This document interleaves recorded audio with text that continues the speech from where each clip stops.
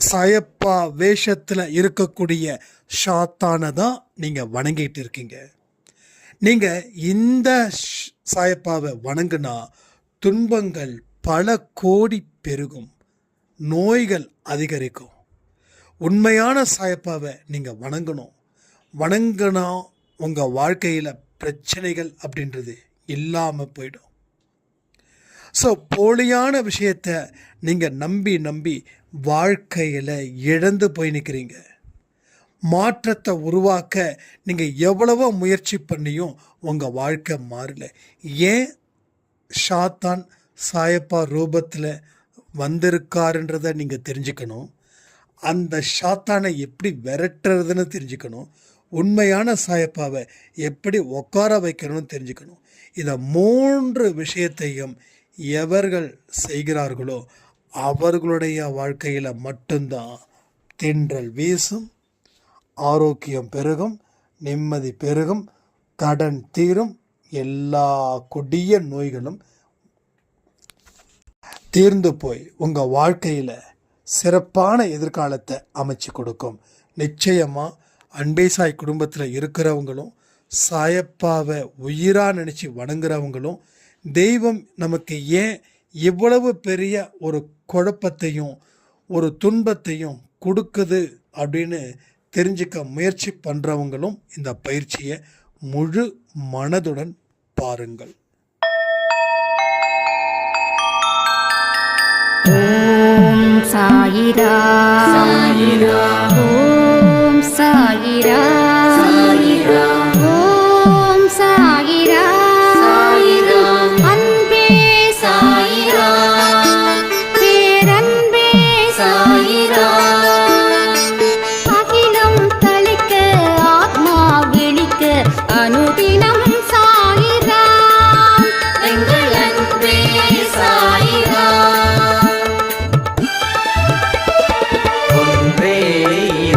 ஒன்றே பூமிக்கென்றும் சாயிரா, சரணம் சாயிரா, நன்றே செய்து வாழ்வோம், நாம் ஒன்றே செய்து வாழ்வோம், அன்பே சாயிரா.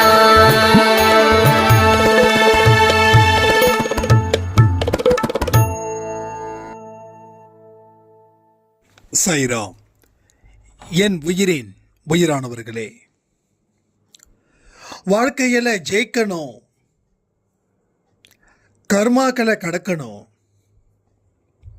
நினைச்சது நிறைவேறணும், ஒரு சந்தோஷமான மனநிலையில் இருக்கணும், மதிப்பு மிக்கவர்களா வாழணும். இதற்கு நாம எந்த மாதிரியான வழிமுறைகளை ஃபாலோ பண்ணணும், அதற்கு எந்தெந்த விஷயத்தை நான் தயார் செய்யணும் அப்படின்றத பற்றி தான் இந்த பதிவு. ஸோ வாழ்க்கையை ரொம்ப சிம்பிளாகவும் நினைக்கக்கூடாது, வாழ்க்கையை ரொம்ப லக்ஸரியாகவும் நினைக்கக்கூடாது. ஏன்னா ரொம்ப சிம்பிளாக நினச்சிட்டோம் அப்படின்னா அலட்சியப்படுத்திடுவோம். ரொம்ப லக்ஸரியாக நினைச்சோம் அப்படின்னா பயப்படுவோம். அப்போ வாழ்க்கையில் பயமும் அலட்சியமும் இருக்கக்கூடாது. இது முதல் படி. வாழ்க்கையில் என்ன வேணாலும் நடக்கலாம். நல்லது நடந்தா கொண்டாடுறோம், ஆனால் கெட்டது நடந்தா கண்ணீர் விடுறோம். உங்க கண்ணில் இருந்து வரக்கூடிய ஒரு சொட்டு கண்ணீரும் உங்களுக்கு தோல்விகளை திரும்ப திரும்ப திரும்ப கொடுக்கும்.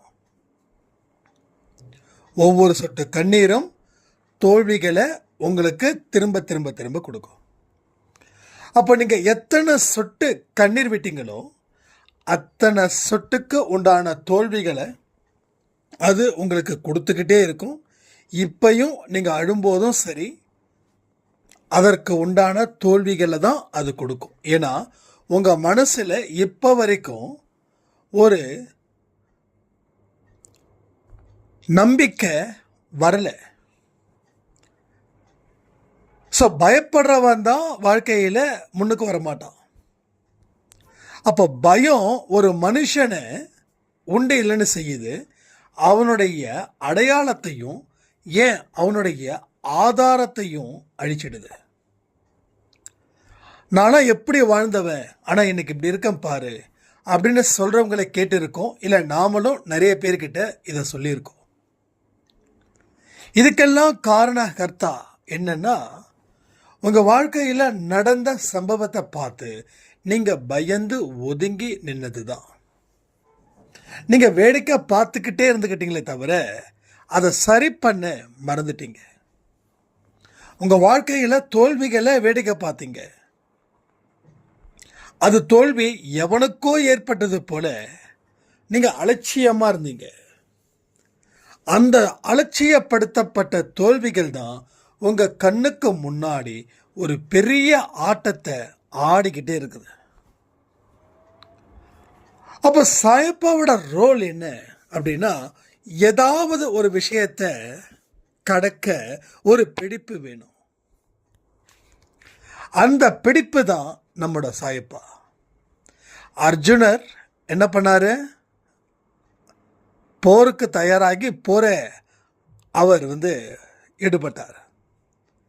அப்போ எந்த இடத்துலையும் கிருஷ்ண பரமாத்மா அர்ஜுனருக்காக போர் புரியவே இல்லை. அர்ஜுனருக்காக போர் புரிந்தாரா? மகாபாரதத்தில் நீங்கள் படிச்சிருப்பீங்கன்னு நான் நம்புகிறேன்.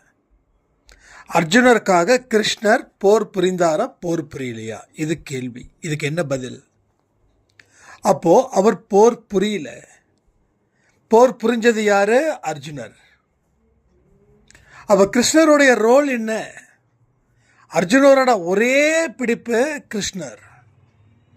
அதே போல நாம எல்லோரும் அர்ஜுனர்கள். அந்த கிருஷ்ண பரமாத்மா இருக்கிறது நம்ம சாய் பரமாத்மா. ஓகேவா?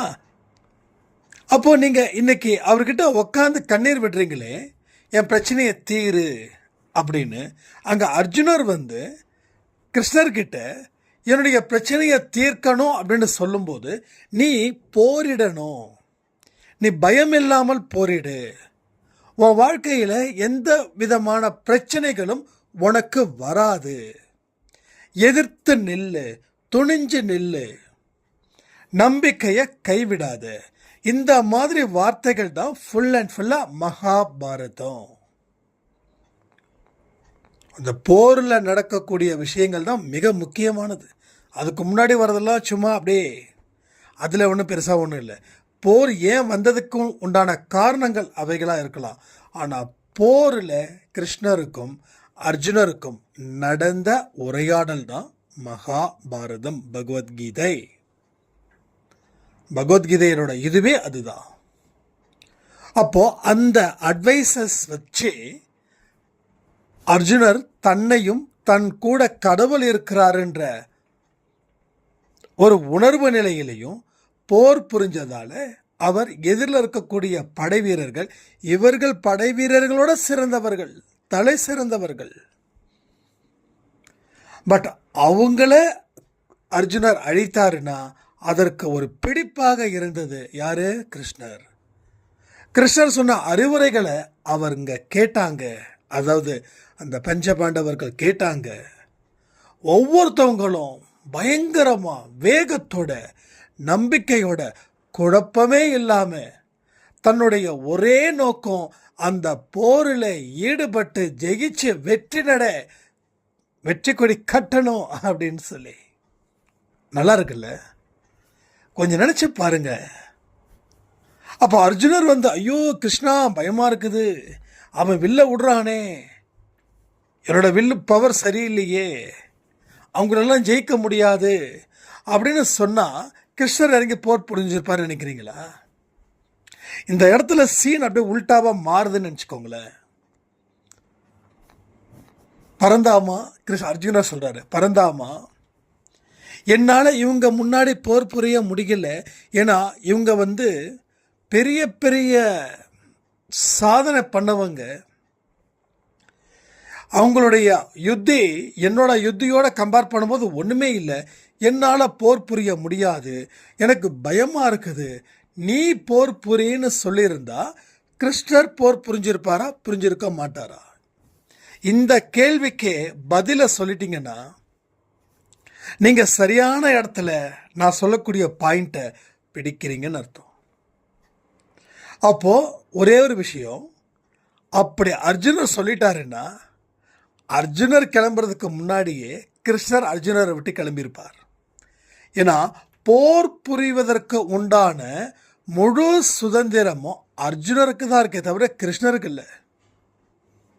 அதே போல வாழ்க்கையை வாழ்வதற்கு உண்டான முழு சுதந்திரமும் முழு அதிகாரமும் யாருக்கு இருக்குதுன்னா நமக்கு இருக்குது, சாயப்பாவுக்கு இல்லை. அவர் எங்கேயும் நாம போரிடாம நாம செயலாற்றாம எந்த ஒரு வெற்றியையும் அவரால் கொடுக்க முடியாது. யாராவது காத்திருக்க கடவுளுக்காக அப்படின்னு சொன்னீங்கன்னா தயவு செய்து சொல்கிறேன், நீங்கள் தோற்று போவீங்கன்னு அர்த்தம். புரியுதா உங்களுக்கு? அப்போ நான் சொன்னதை இந்த மகாபாரத்தோட கனெக்ட் பண்ணி பாருங்க. அப்போது நான் சொன்னது உங்களுக்கு அந்த முழு அர்த்தத்தை அது கொடுக்கும். அப்போ சாயப்பாவை நம்பி எதுவுமே நீங்கள் செயல் புரியாமல் இருந்தால் வாழ்க்கையில் தோற்று போடுவீங்க. சாயப்பாவை நம்பி நீங்கள் செயல்பட்டீங்கன்னா வாழ்க்கையில் நீங்கள் ஜெயிப்பீங்க. ஆனால் கடவுள் நம்பிக்கை இல்லாமல் எதை செஞ்சாலும் அது 100% உண்மையையும் வெற்றியையும் சந்தோஷத்தையும் மகிழ்ச்சியையும் கொடுக்காது. கடவுள் நம்பிக்கை இருக்கிறவன், அதாவது முழு மனதோட கடவுளை ஏற்றுக்கொண்டு முழு மனதோட நம்பிக்கையோடு இருக்கிறவன் எந்த தப்பான விஷயத்தையும் ஈடுபட மாட்டான். அப்போ தப்பான விஷயத்தில் ஒருத்தன் ஈடுபடுறான்னா அவன் போலியானவனாக இருப்பான். ஏன்னா அவனை கடவுள் விரும்பலை. இவனா ஒரு ஒரு பிரச்சனை வந்துடக்கூடாதுன்றதுக்காக கடவுளை வழிபடுறானே தவிர கடவுள் இவனுக்கு எந்த ஒரு விதியையும் காட்டலை, எந்த விதமான ஒரு சந்தோஷத்தையும் அவனுக்கு கொடுக்கல. ஏன்னா அவன் வணங்கும் முறை போலியானது. அவன் போலியானதை வணங்குறான். சாயப்பாவை வணங்குறான்னு அவன் நினைக்கிறான், ஆனால் சாயப்பாவை வணங்கலை. ஒரு தங்க நகைக்கும் ஒரு கவரிங்க்கும் ஆரம்பத்தில் வித்தியாசம் தெரியாது. 1 மாதம் கழிச்சா இல்லை 6 மாதம் கழிச்சாதான் தங்கம் எது கவரிங் எதுன்னு தெரியும். அதே போல தான் சாயப்பாவை தான் நான் வணங்குறேன்னு நினச்சி வணங்குறவங்க ஒரு போலியான சாயப்பாவை வணங்குறாங்க. ஏன்னா அவர்கள் போலியானவர்களாக இருக்கிறதால அவங்களுக்கு போலியான சாயப்பாதம் கிடைப்பாங்க. ஸோ நிறைய பேர் போலியான சாயப்பாவை வணங்குறதால அவங்க வாழ்க்கையில் எந்த தரமும் உயரவே இல்லை. அப்போ தொடர்ந்து அவங்களுக்கு பலவிதமான கஷ்டங்களும் துன்பங்களும் வந்துக்கிட்டே இருக்குது. உண்மையான சாயப்பாவை வணங்கும் போது தான் உங்கள் வாழ்க்கையில் மிகப்பெரிய ஒரு மாற்றமும் மிகப்பெரிய ஒரு அதிசயமும் அற்புதமும் நடக்கும். அப்போ சாயப்பா போலியானவரா? எஸ், போலியானவரே, கண்டிப்பாக போலியானவர் தான். அந்த போலிக்கு காரணம் நம்ம போலியானவர்களாக இருக்கிறதால நாம் பார்க்குறது எல்லாமே போலியாகவே கிடைக்கும். உண்மைக்கு எந்த இடத்துலையும் அது நிற்கலை. இதுதான் கணக்கு. இந்த கணக்கை நாம் இன்றைக்கி சரி பண்ணிட்டா உண்மையான சாயப்பா கண்டிப்பாக உங்களுக்கு காட்சி அளிப்பார். ஸோ எந்த தெய்வமும் சரி, சாயப்பா மட்டும் இல்லை, வணங்கக்கூடிய பெருமாளாக இருக்கட்டும், ஜீசஸாக இருக்கட்டும், சிவனாக இருக்கட்டும், போலியான மனிதர்கள், அதாவது விஷமத்தனமான மனிதர்கள், இல்லை பாவம் செய்யக்கூடியவர்கள், இல்லை அடுத்தவங்க வாழக்கூடாதுன்னு சொல்லி அவங்கள வாழ்க்கையை எந்த இடத்துலையும் நல்லது நடக்கக்கூடாதுன்னு சொல்லி சில மனிதர்கள் கடவுள்கிட்ட பிரார்த்தனை பண்ணுவாங்க. அவன் வாழக்கூடாதுப்பா, இப்போ தான் நான் கோயிலுக்கு போயிட்டு சாமி கும்பிட்டு வந்தேன் அப்படின்னா. ஒரு அம்மா சொன்னாங்க, அன்பேசை ஸ்டார்ட் பண்ணும்போது அவங்க புதுசாக உள்ள என்ட்ரி ஆகுறாங்க, இப்படியே இருக்காங்க. ரெகுலராக பார்க்குறவங்க தான் அவங்க. பட் அவங்களுக்கு ஒரு விஷயம், இந்த ஆடியோ கேட்டிங்கன்னா இது நீங்கள் தான் அப்படின்னு சொல்லி கமெண்ட்டில் கமெண்ட் பண்ணாதீங்க. ஓகே, பட் சொல்லக்கூடிய கான்செப்ட் எப்படி எடுத்துக்கோங்க. அவங்க சொன்னாங்க, எங்கள் பங்காளி முறையில் பிரச்சனை, சொத்து பிரச்சனை, அவங்க என்னை ஏமாற்றிட்டாங்க. அதனால் நாங்கள் எங்கள் குடும்பத்தில் இருக்கிறவங்க எல்லாரும் போயிட்டு ஒரு கோயிலுக்கு போயிட்டு அங்கே ஒரு கோழியை காவு கொடுத்தோம், அந்த குடும்பம் நல்லா இருக்கக்கூடாதுன்னு சொல்லி அப்படின்னாங்க. நல்லா புரிஞ்சுக்கணும், இப்படிப்பட்டவங்களுக்கும் போலியான தெய்வங்கள் தான் தென்படுவாங்க, போலியான தெய்வங்கள். ஏன்னா அவங்க உங்களை ஏமாத்துனாங்க. தப்பு தப்பு இல்லைன்னு சொல்ல மாட்டேன். நீங்கள் ஒரு கொலை பண்ணீங்கன்னா யாரோ ஒருத்தவங்க வந்து யாரோ கொலை பண்ணிட்டாங்கன்னு திருப்பி அவங்க குடும்பத்தில் நீங்கள் கொலை பண்ணிட முடியுமா? அது தப்பு தானே. நீங்கள் எங்கேயும் சொல்ல முடியாது இல்லையா? ஸோ கண்டிப்பாக நீங்கள் எங்கேயும் சொல்ல முடியாது, இல்லை அவங்க எங்கள் வீட்டில் இருக்கிறவங்கள மர்டர் பண்ணாங்க, ஸோ நாங்கள் அவங்க வீட்டில் இருக்கிறவங்க மர்டர் பண்ணோம், இது எப்படி அஃபென்ஸ் ஆகும் அப்படின்னு நீங்கள் கேட்க முடியாது. அதுக்கு தான் சட்டம், நீதி எல்லாமே இருக்குது. அதே போல் தான் இங்கேயும் உங்களை ஏமாத்துனாங்க. எஸ், உண்மை. நீங்கள் பாதிக்கப்பட்டீங்க, 100% உண்மை. உங்களை ஏமாத்துனாங்க, நீங்கள் பாதிக்கப்பட்டீங்க. உங்களோட பாதிப்பு பெரிய அளவில் இருந்தது, எல்லாமே உண்மை. ஒரு சாதாரண மனுஷனாக இருக்கிற எனக்கு தெரிகிற விஷயம் கூட நம்மளை படைச்சவனுக்கு தெரியாதா? அப்போது நீ ஏமாந்ததும் ஏமாற்றப்பட்டதும் விதியின் வசத்தால். அந்த விஷயத்தை நீ கடவுள்கிட்ட ஒப்படைச்சிட்டு அந்த விஷயம் நடக்காதது போல நீ வாடு. நீ எதை இழந்தையோ அதை விட 1000 மடங்கு திரும்ப பெறுவ. ஆனால் இந்த வாய்ப்பை நீ விட்டுட்டு நீ கோயிலுக்கு போயிட்டு ஒரு கோழியை காவு கொடுத்தா நான் எப்படி உனக்கு உண்மையான தெய்வமாக இருப்பேன்?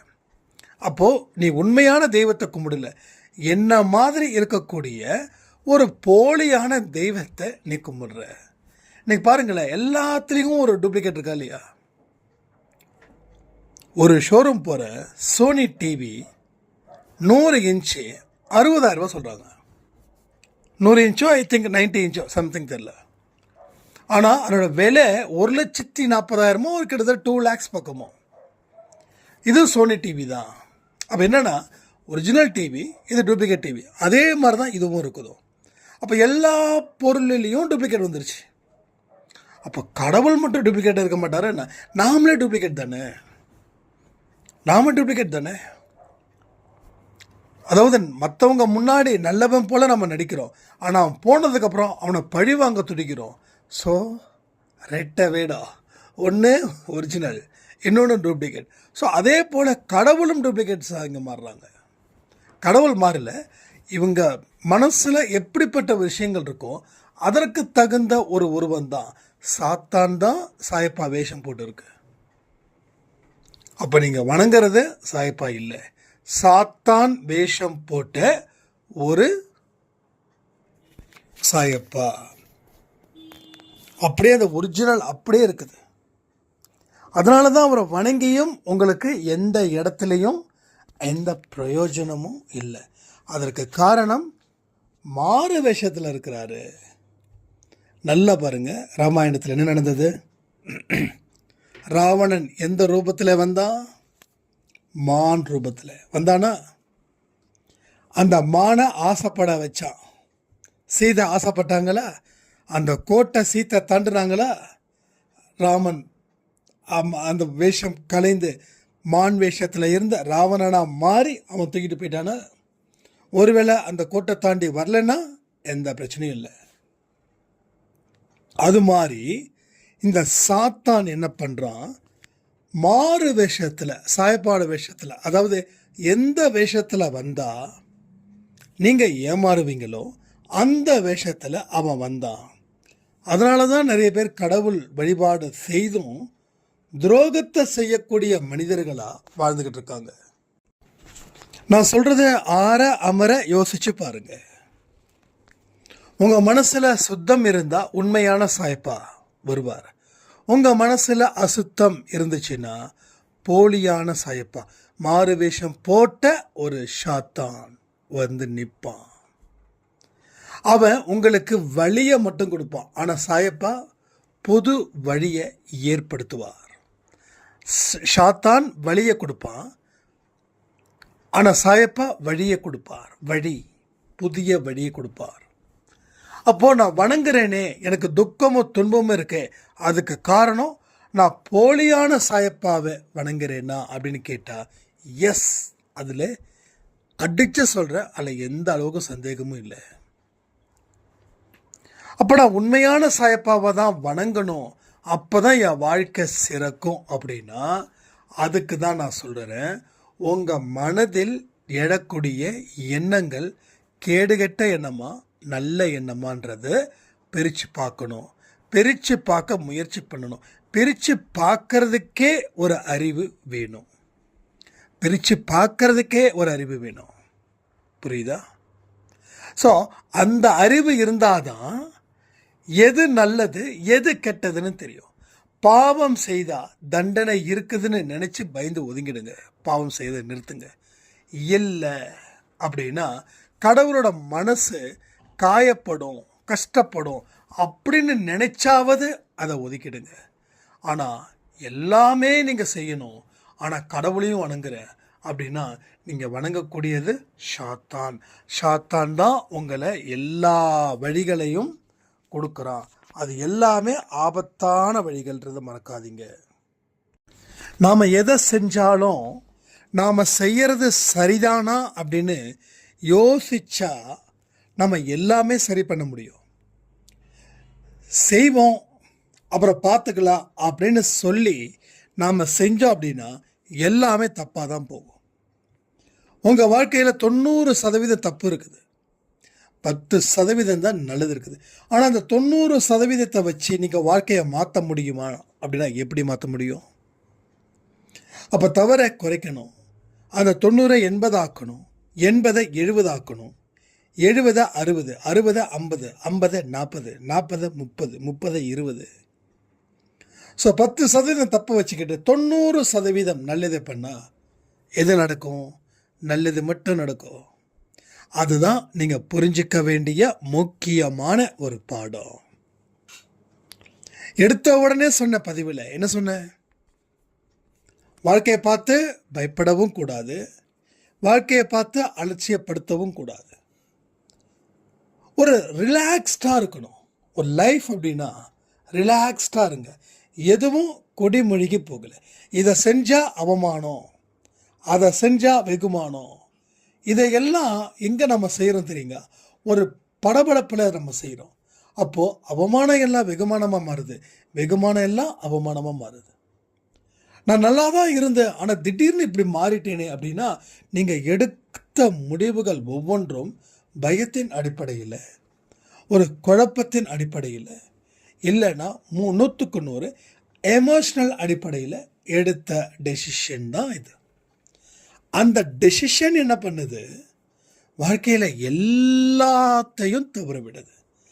தவற விட்ட ஒவ்வொன்றும் உங்கள் வாழ்க்கையில் பெரும் நஷ்டத்தை விளைவிக்குது. அந்த நஷ்டத்தை தான் இப்போ நாம் அனுபவிச்சிட்ருக்கோம். புரியுதா? இந்த பதிவு ரொம்ப இம்பார்ட்டன்ட். திரும்பவும் ஒரு தடவை கேட்கறது தப்பே கிடையாது. ஏன்னா நான் சொல்லும்போது உங்கள் தாட்ஸ் உங்கள் லைஃப்குள்ளே போகும். அது எங்கேயோ போயிட்டு எங்கேயோ கூட்டு போய் நின்று மறுபடியும் இங்கே வந்து நிற்கும். அப்போ அதில் இருக்கக்கூடிய சில பாயிண்ட்ஸ் இம்பார்ட்டண்ட்டாக கூட இருக்கலாம்ல. ஏன்னா கடவுளோட வார்த்தைகள் எல்லாமே நமக்கு போகும்போது அது வெளிப்படும் தன்மை எவ்வளோ தெரியுமா வரும்? 50% தான் வரும். அப்போது நீங்கள் 50% தான் கேட்குறீங்கன்னா அதை வெளிப்படுத்தும் தன்மை 10% மட்டும்தான் இருக்கும். அப்போது 100% நம்ம அந்த வார்த்தைகளை கேட்டாலும் 50% தான் செயல்படுத்த முடியும். அப்போ 50% கேட்டால் 10 இல்லை 20% தான் உங்கள் வாழ்க்கையில் நல்லது நடக்கும். எவ்வளவோ நேரம் செலவு பண்ணுறோம், எத்தனையோ நேரம் செலவு பண்ணுறோம். நான் ஒன்று சொல்லட்டுங்களா? ஒரு நல்ல விஷயங்கள் அப்படின்னும்போது அதை செய்யறதுக்கு நான் அவசரப்படவே மாட்டேன். 1/2 மணி நேரம் தாண்டி 1 மணி நேரம் அந்த வேலை செஞ்சாலும் அதில் நான் சந்தோஷமாக தான் இருப்பேன். ஏன்னா இவை எனக்கு நல்லவைகள் அப்படின்னும் போது ஏன் அதுக்காக நேரத்தை நான் செலவிடக்கூடாது? அதனால் எனக்கு எந்த தப்பும் இல்லையே. அப்போ அதை நீங்கள் மனசில் நினச்சிக்கணும். நமக்கு நேரம் இருக்குது, ஆனால் கேட்க மனம் விரும்புது, ஆனால் ஏதோ ஒன்று தடுக்குதுன்னா நீங்கள் போலியாக வணங்குறீங்களே சாயப்பா, அந்த ஒரு கெட்ட சக்தி தான் அதை உங்களை தடுக்குது. இங்கே போலியான சாயப்பான சில பேருக்கு கோபம் வரும். ஏன்னா அந்த வார்த்தை சொல்கிற எனக்கே அவ்வளவு சங்கடமாக தான் இருக்குது. ஆனால் சொல்லி தானே தீரணும். ஸோ உண்மையான சாயப்பாவை வணங்குங்க. நேரத்தை பொறுமையாக செலவு பண்ணுங்க. ஏன்னா பொறுமையாக செலவு பண்ணும்போது ஆழ்ந்த அறிவும் ஆழ்ந்த புரிதலும் உங்களுக்குள்ள நடக்குது. அந்த புரிதலும் அறிவும் உங்கள் வாழ்க்கையில் பல துன்பத்தை கடக்க உதவுது. ஒரு சாய்ராம் சாதாரண விஷயத்துக்கு கூட நான் செத்து போயிடணும்னு நினைக்கிறாங்க. அதாவது என்னோட கணவர் என்கிட்ட முன்ன மாதிரி பேசுறது இல்லை. அப்போ நான் கேட்ட 2-3 கேள்வி. உங்கள் கணவர் ட்ரிங்க் பண்ணுறாரா? இல்லை. உங்கள் கணவர் சிகரெட் குடிக்கிறாரா? இல்லை. உங்கள் கணவர் தப்பான நண்பர்கள் கூட சகவாசம் வச்சுருக்காரா? இல்லை. எதுவுமே இல்லைங்க. ஆனால் முன்ன இருந்தது போல் என்கிட்ட பேசுனா என்ன பிரச்சனை, அதனால நான் செத்து போயிடலாம். இல்லை உங்கள் கணவர் திட்டுறாரா, இல்லை அசிங்கமான வார்த்தைகள் சொல்லி பேசுகிறாரா, இல்லை அடிக்கிறாருன்னா அந்த அம்மா எதுக்கும் இல்லைன்னு சொல்கிறாங்க. அப்போது இவங்க மனநிலை வச்சுக்கோங்க. இன்னொருத்தவங்களுடைய கணவர் அடிக்கிறாரு, திட்டுறாரு, ஆபாசமான வார்த்தைகள் பேசுகிறாரு, பொறுப்பில்லாமல் இருக்காரு. அவங்க மனநிலை, அவங்க எல்லாமே கடந்து போக முயற்சி பண்ணுறாங்க, ஆனால் இவங்களுக்கு கடக்க முயற்சி பண்ணலை. அப்போ ஒவ்வொருத்தவங்களுக்கும் ஒரு சின்ன விஷயத்தை கூட தாங்க முடியல, ஆனால் சிலர் எவ்வளவு பெரிய விஷயமா இருந்தாலும் தாங்குறாங்க. அப்போ என்ன நடக்குதுன்னா, மனதளவில் ஏற்பட்ட அனுபவம், அந்த அனுபவம் ஒரு பக்குவமான ஒரு வாழ்க்கையை ஏற்படுத்தும் விதம், அதில் இருந்து பெறப்பட்ட வாழ்க்கை சிறப்பான வாழ்க்கையை அமைச்சிக்கணும்ல, அந்த சிறப்பான வாழ்க்கையை நீங்கள் அமைச்சிக்க முயற்சிகள் செய்ய தான் உங்களுக்கு நல்ல முடிவுகளும் உங்களுக்கு கிடைக்கிது. சரியா? ஸோ நல்லா புரிஞ்சுக்கணும். அன்பே சாய் குடும்பத்தில் இருக்கிறவங்க இனி போலியான சாயப்பாவை வணங்கக்கூடாது. அதற்கு எல்லா காரணத்தையும் நம்ம சொல்லிட்டோம். உண்மையான சாயப்பா நம்மளை சந்தோஷமாக வச்சுருப்பார். நம்ம குடும்பத்துக்கு தேவையான அத்தனை நல்ல விஷயங்களையும் செய்து கொடுப்பார்னு சொல்லி, என்னோட மேரேஜுக்கு நிறைய பேர் விஷ் பண்ணிங்க. நான் எல்லாருக்கும் முடிஞ்ச அளவுக்கு நான் ரிப்ளை பண்ணிட்டேன். ஸோ நிறைய விஷயங்கள் எனக்கு கண் கலங்க வச்சுது. இந்த ஒரு விஷயம் பொறுத்த வரைக்கும் இப்படிப்பட்ட ஒரு மேரேஜ் நடந்திருக்குது, அதுவும் ஒரு ஷாக்கிங்காக இருக்குது. நாங்கள் எதிர்பார்க்கவே இல்லை. மேரேஜ் பண்ணுவீங்கன்னு நீங்கள் சொல்லியிருந்தீங்க, ஆனால் இப்படி ஒரு நைட்டு 11:30 மணிக்கு அடுத்த நாள் காலையில் மேரேஜ்னு விஷ்ணு சாய்ராம் சொல்லும்போது எங்களுக்கு ஒரு மாதிரி அதிலே ஒரு அதிர்ச்சியாக இருந்தது. அடுத்த நாள் ஃபுல்லாக நாங்கள் எங்கள் வீட்டு பையனுக்கு நடக்கிறது போல் நான் அவ்வளோ ஹாப்பியாக இருந்தேன் அப்படின்னு சொல்லும்போது, நீங்கள் என் மேலே வச்சுருக்கக்கூடிய அன்பு அது எதனாலையும் ஈடு செய்யவே முடியாது. கடவுள் பாருங்களேன், எவ்வளவு ஒரு நல்ல பொறுப்பை எனக்கு கொடுத்து அதன் மூலமாக உங்களுக்கும் எனக்கும் இருக்கக்கூடிய அந்த அன்புன்ற பாலத்தை எவ்வளோ பிரம்மாண்டமாக கட்டியிருக்காரு. யாராலையும் எத்தனை பாம் வச்சாலும் இந்த பாலத்தை மட்டும் ஒன்றுமே செய்ய முடியாது. ஸோ இந்த அன்புன்ற பாலம் போன ஜென்மத்திலையும் நிச்சயமாக இருந்தது, இந்த ஜென்மத்தில் இருக்குது, இன்னும் வரக்கூடிய எல்லா ஜென்மத்திலையும் 100% இருக்கும். ஸோ அதனால் இந்த வருஷத்தில் கண்டிப்பாக நம்ம மீட் பண்ணுவதற்கு உண்டான வழிகள் டெஃபினட்டாக இருக்குது. அதே போல் அன்றைக்கி நான் சொல்லியிருந்தேன் இல்லையா, ஸோ எத்தனை பேர் வரீங்கன்னு கன்ஃபார்ம் பண்ணால் தான் ஃபுட் அரேஞ்ச் பண்ண முடியும் அப்படின்னு சொன்ன உடனே ஒரு சாயிரம் ரொம்ப அழகாக சொன்னாங்க, சாப்பாடு வேண்டாம், எல்லாரும் நின்று பார்த்தா போதும் அப்படின்னு. ஆனால் நமக்கு அப்படி தோணாதில்ல. நம்ம சாய்ப்பா குழந்தைங்கள்ல அவர் என்ன பண்ணுவார், சமாதிக்கு வரவங்க, அவரை பார்க்க வரவங்க அத்தனை பேருக்கும் அவ்வளவு விருப்பமான உணவுகளை செய்து சந்தோஷமாக அனுப்பி வைப்பார் இல்லையா. அவரோட குழந்தைங்க நாம் இல்லை. அப்போ நாமளும் அதுதானே செய்வோம். அதனால் கண்டிப்பாக டெஃபினட்டாக இந்த இயர், அதாவது செப்டம்பர் 13 ஒன்று அதுக்கு முன்னாடி இருக்கலாம். நான் சொன்ன மாதிரி தான் டக்கு டக்கு டக்குன்னு தான் நம்ம லைஃப்பில் நடக்கும். ஸோ சொல்ல முடியாது, இந்த மந்த் எண்டே கூட நடக்கும். ஸோ ரெடியாக இருங்க, நம்ம கண்டிப்பாக மீட் பண்ணுவோம். ஆனால் ஒரே ஒரு கன்ஃபர்மேஷன், எத்தனை பேர் வரீங்களோ அவங்க மட்டும் ஜஸ்ட்டு ஒரு நேம் மட்டும் ரிஜிஸ்டர் பண்ணுங்கள். அப்போ தான் இங்கே ஃபுட்டுக்கு அரேஞ்ச் பண்ண முடியும்.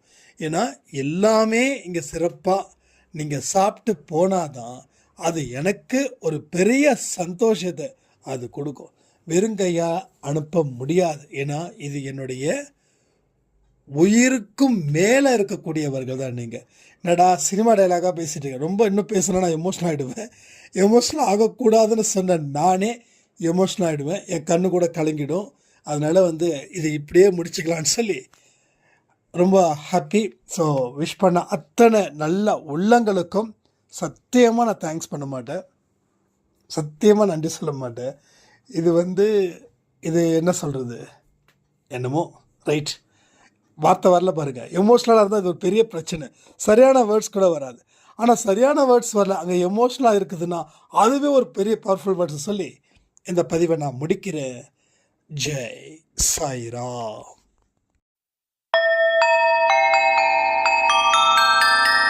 ஓம் சாயிரா சாயிரா, ஓம் சாயிரா சாயிரா.